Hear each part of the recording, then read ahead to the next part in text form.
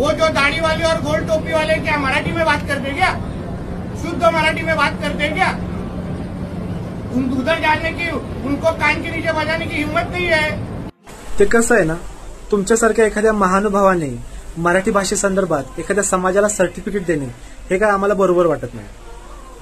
आम्ही या महाराष्ट्रात जन्मलो, या मराठी मातीमध्ये आमची जडणघडण झाली, आमचं पूर्ण शिक्षण हे मराठीमध्ये झालेलं आहे। आम्हाला उत्तम मराठी येते आणि आम्हाला त्या भाषेवरती तेवढंच प्रेम, तेवढाच आदर आणि तेवढीच आपुलकी आहे जेवढं महाराष्ट्रामध्ये राहणाऱ्या प्रत्येक व्यक्तीला आहे। कदाचित तुम्ही छत्रपती शिवाजी महाराज, शाहू, फुले, आंबेडकर एवढे मराठीमध्ये वाचले नसतील, त्यामुळे तुम्हाला ते समजले नाही, त्यामुळे तुम्ही एखाद्या विशिष्ट समाजाला टार्गेट करता।